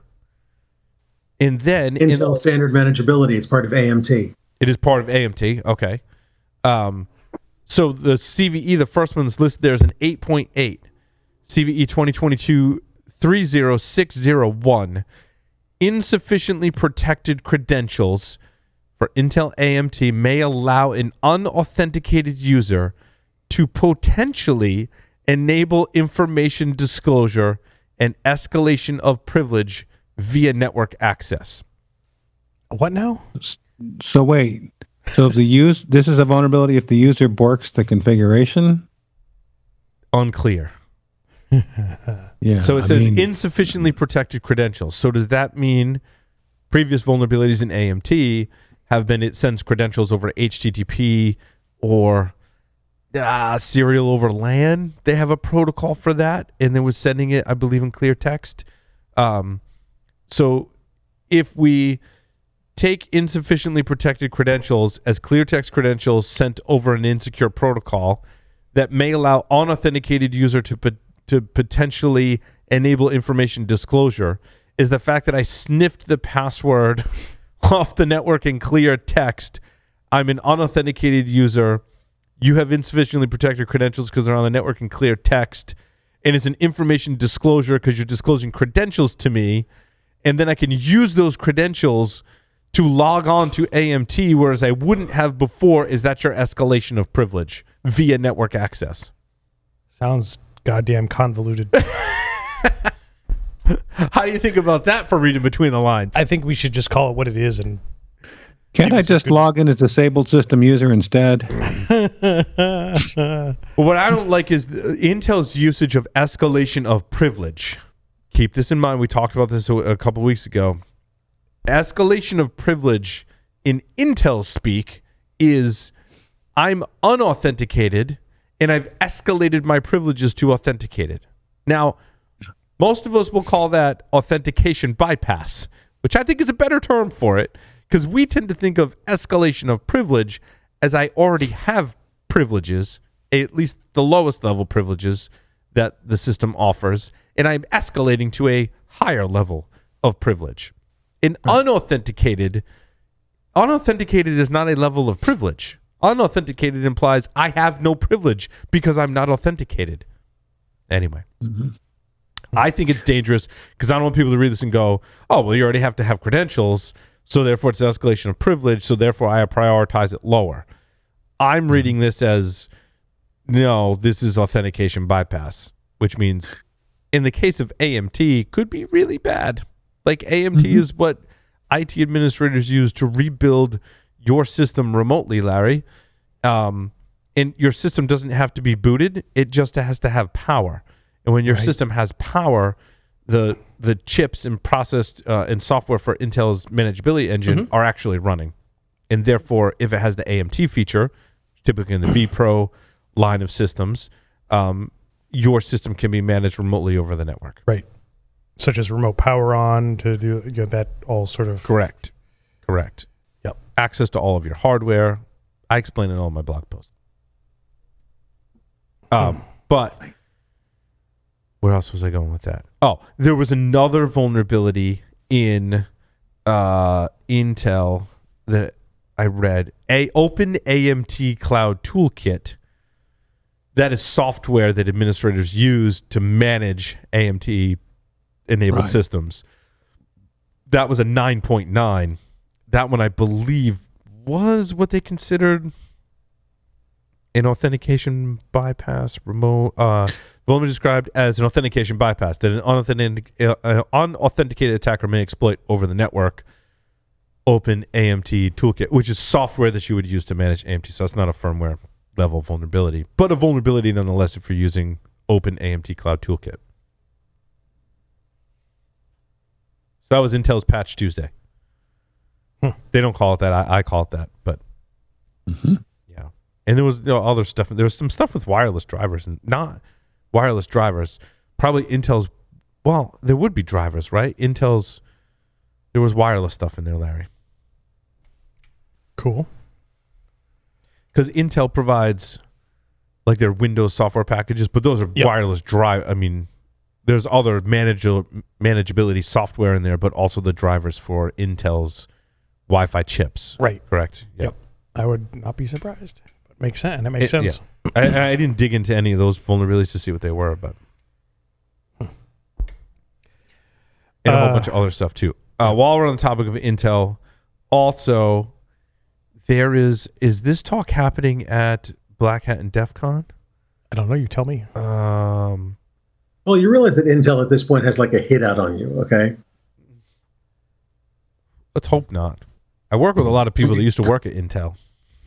Used to work at Intel. They still have friends there. Maybe. Yeah, they still have friends there. You don't. Okay. Just so we're clear.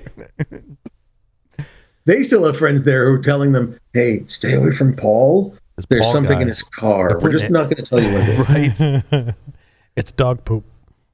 I can't remember where this research is happening at Black Hat and Defcon. In any case, hopefully we'll get to it as we kind of skim through the article. This is in Intel's SGX, which is the software guard extensions. I have not dug into software guard extensions. I'm told like having a background in cryptography really helps when trying to understand Intel software guard extensions. Lee's already got his head in his hands because I mentioned SGX. It's okay. It's okay. Actually, I was reminded as I'm looking through the other stories out there, I was actually thinking about, I don't know if you talked about the quantum resistant one that Larry pegged. Yeah. And I'm thinking, we talked about that one last week. I do want to get to that one next, so I think it's worth covering again.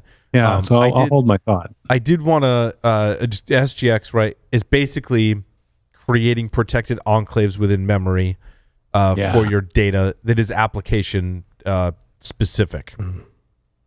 I'll leave it at that for a high-level overview. So researchers, will present their findings on Wednesday at the Black Hat Security Conference in Las Vegas, which could have already happened at this point. Likely. So hopefully someone went to that talk and can tell us all about it maybe tomorrow. But the passage so this is called Epic, but it looks like they're using a Unicode character in the name of the vulnerability. So it looks like an A and an E kind of munged together. So I'll just refer to it as the Epic leak enables attacks against SGX enclaves on Ice Lake CPUs, forcing specific data into caches and leaking targeted secrets. So they show attacks of leaking data held in memory and registers. They demonstrate how the leak completely breaks guarantees provided by SGX. So it sounds like the key was put into memory at some point, and they're able to go back in a cache and access the key. Well, that wasn't there's a lot of technical details in the article. But basically, there's a technique that they showed that they deterministically leaking AES secret keys, RSA private keys, and extracting the SGX sealing key for remote attestation. Right. So isn't this isn't the first Intel secure exploit we've seen this year, isn't it? It's like This has happened before. Yeah, SGX has been. There has been security research on SGX. The article says since 2018, researchers have poked at least 7 serious holes in SGX. This attack, the most recent one that was presented today at Black Hat, resides in APIC, Advanced Programmable Interrupt Controller. It manages and routes interrupts, which is one of the technologies that rely on to basically get that cached data. Uninitialized memory read is what the best way to say it. Remember when all of Paul's stories used to be about secure coding in Python? Yeah, it's funny how that works, right? That was never a thing. Oh, no, it was. Now it's all about firmware. It's funny. It's funny how that works. This isn't firmware. I mean, this is a processor feature. This is more hardware security, I guess you could say.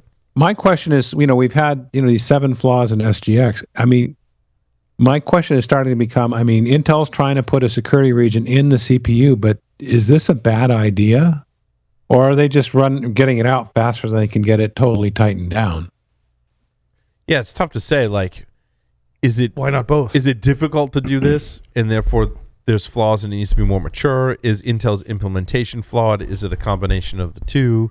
Is it that attackers are looking at this technology with a certain level of scrutiny because there's payoffs for doing this kind of research? So yeah, I'm not sure which it is. I mean, it could be all of those things, right? It could be a perfect storm. Yeah. I'd love to see them figure it out. It's kind of cool, but I'm not holding my breath. Thing ragged on in Discord about not being in Vegas. We are not in Vegas, I know. All right. I wish I was. Been there, done that, came home. Yeah. That's right. Actually, you did that, last week? I came home Monday. I was there over the weekend for board meetings, and I needed to get back. So. Different board meetings. Oh, we can talk about my story number 4, open redirect flaw, snags, Amex, and Snapchat user data. Yeah. My comment in this one, for the love of all things, please fix your open redirects. That's still a thing? Seriously? Seriously? Well, I mean, I think there's Amex fixed their shit, but Snapchat didn't. They're too busy, touting this new security feature they had for kids and parents this week. Oh, to report people selling drugs on Snapchat. Oh no, that was for Snapchat. It was the you could see who your kids were conversing with, not what the contents were, but you could see who they were conversing with. There's a lot of bad things that are happening on Snapchat, particularly with youth. A lot of bullying, a lot of people selling and dealing drugs on there. I've heard stories about that, all that stuff. I mean, that's where you got the good stuff. Right? I mean, apparently that's where you get the good stuff. Oh, I thought. Never mind. Forget I said anything. Yeah, that's where you heard about on the internet. You get the good stuff. That's right. Right. Our friend Bob. Right. Where he buys his drugs right. on Snapchat. Right. What about 19? Cisco business routers? This one I didn't. There's every week there's a flaw in some type of Cisco gear or product. I guess when you have that many products and that much code that's running on all of those products, and arguably so many different code bases.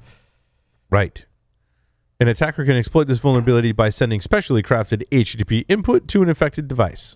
I mean, this seems to be true of every single device from Cisco that runs a web server, is that it has some type of vulnerability that involves a specially crafted HTTP request.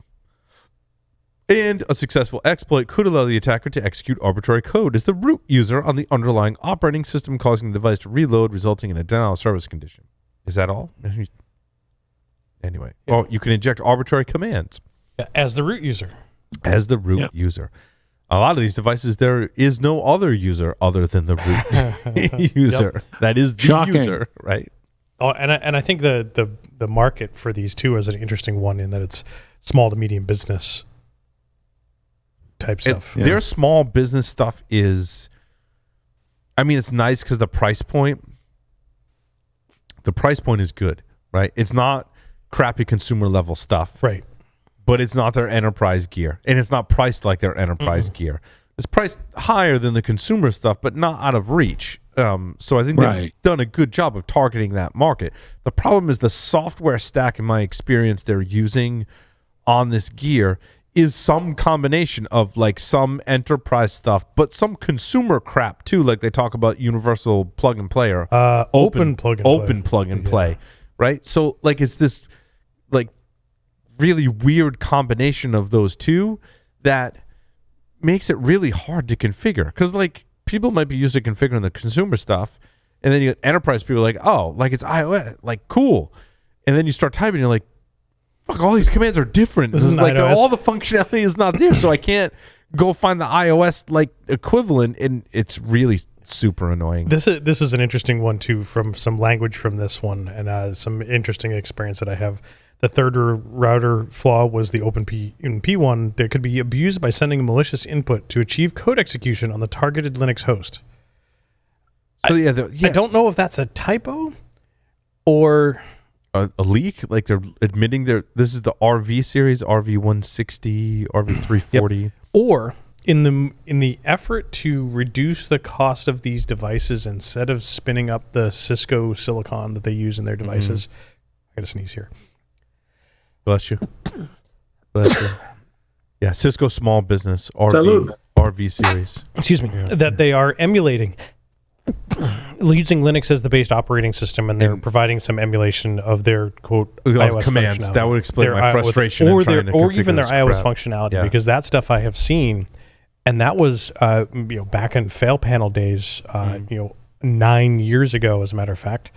When I presented at Defcon when I was technically unemployed right before I went to work for InGuardians, was talking about some ways in which I was able to bypass bootloader on a Cisco device that was running a Linux bootloader, and then we could change what all the stuff was in emulation, because all the config files were on the Linux side and not in the emulated iOS side. It was just mounted as a disk. Interesting. And yeah, fun. Yeah, Tyler and I were talking about the Cisco Small Business line, and he recommended go to Ubiquity. Yep. Yeah. Even with all their problems. Yep. He said the switches are awesome to configure, and they support mirroring and all that stuff. Spam ports. It's just because they've augmented reality on the switches. Let's be honest. You can point your phone at it and see where the ports are going, and it's just really cool. It is. Do they really have that? Yep. Yeah. Cool. Yep. You get the Unify app, and the switch. The LCD screen in the switch shows a like the rotating dots, like the constellation, like you have for your Apple Watch type thing.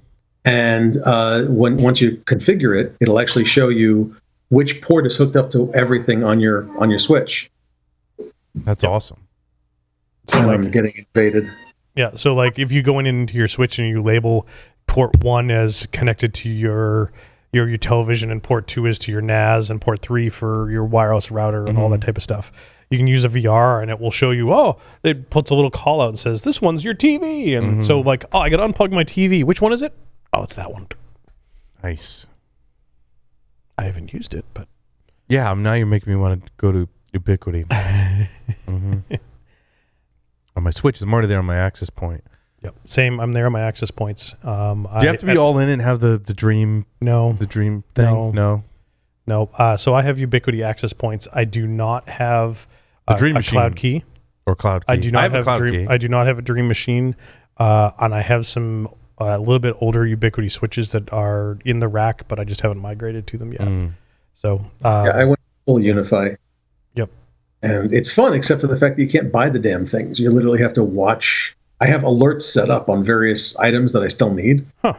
And they come in and out of stock. Like there's actually a subreddit for Ubiquity in stock. And you have about 45 minutes when you get an alert that there's something there, and you're like, what is it? Oh, I need that. You have about 45 minutes. Otherwise, it's sold out. I don't care what it is and what the quantity is. It's sold out. Interesting. So unless you need some access points, I got a few extra of those. A couple stories we talked about in weeks past. The quantum resistant encryption cracked by a basic ass PC. I love the title. Right. A basic ass PC. Yep. What was it? Oh God. It wasn't a lot involved. It was just A single core PC. Yeah, it was a single core PC. Yeah, and it only took an hour. Yeah. That was Psych or SIKE. Yep, Psych. Yeah. Psych. Which was in the running as a post-quantum cryptography protocol. Yep, I love it. Yep. The whole process of decrypting Psych reportedly took 60 minutes or so, the amount of time it takes for your DoorDash to arrive. The math, which I'll never understand, can be read in the research team's paper. Yep. And we did talk about Intel's microcode decryptor. Okay, good. So skip it. Skip it. Yeah, that was Intel Atom. They found a debug thing and were able to snag the firmware, I think. Slack resets passwords after exposing hashes and invitation links. I saw that Slack and Twitter had some type of data breach. I didn't really dig into them. It really we're at the point where like, oh yeah, that place had a data breach. Like, oh yeah, it was patch Tuesday and there was a 0-day exploit in the wild. Like, yeah, okay, moving on. Yep. Have we really gotten to the point where it is so commonplace to have a data breach that we're just like, it's Tuesday? Yeah. Well, today's Wednesday, but yeah. I mean, so what are the data breaches you remember off the top of your head? You remember Heartland and Target, and then there's like a dozen others that I could probably dig up out of my skull, but and then they just blur. 7-Eleven, Hannaford's, SolarWinds, RSA, Twitter. Yeah, but okay, so now with people having their data everywhere, it's breached every week, every month, every year. Yep. Your particular data. Oh, Ashley Madison. Oh my god. 92% of those were robots, so bot accounts. Don't worry. But I mean, seriously, it's like it's what do people do now that their data is pwned so often, breached so often? Is there something they should do? I know this is off topic. I'm sorry. I'm just having fun here. But is there anything that people should do when their data is, it's Tuesday? I mean, take all your data offline. Privacy is dead. Long live privacy. Yeah, I mean, there was a poll in Canada, and now I wish I added that article based on your statement just now, Josh, that said that 92% of Canadians, according to a survey, wish they could just remove all of their identities from the internet. Interesting point. Which, I mean, follow Michael Bazzel's podcast, Privacy and OSINT Security. I mean, he talks a lot about how to get a lot of your data out of these databases. And also, we did an interview last year, right, where we talked to someone about who runs a service to get your data offline and some of the ways you can just take matters in your own hands and get some of your data offline. But it's not taking your data off everything, right? So I guess you can reduce your risk, Josh, but yeah, change your passwords. I don't know. Yeah, so Josh, you're like, name those that all sort of blur together. And I went to haveibeenpwned.com, pwned websites, /pwned websites. And I started scrolling and scrolling and scrolling and scrolling and scrolling and realized that I'm not even halfway through the A's yet. For yourself? No, I'm just scrolling through all the websites that they have their breach data cataloged for, and I'm like scroll, and I'm on A-N. Oh, I just got to B. A lot of data breaches. Jesus. Like I said, moving right along. Yep, another day in the neighborhood. That's it. I think that will round out this segment for this evening. We're going to cut to next up, our interview with Mickey and Jesse, all about not so secure boot. So stay tuned.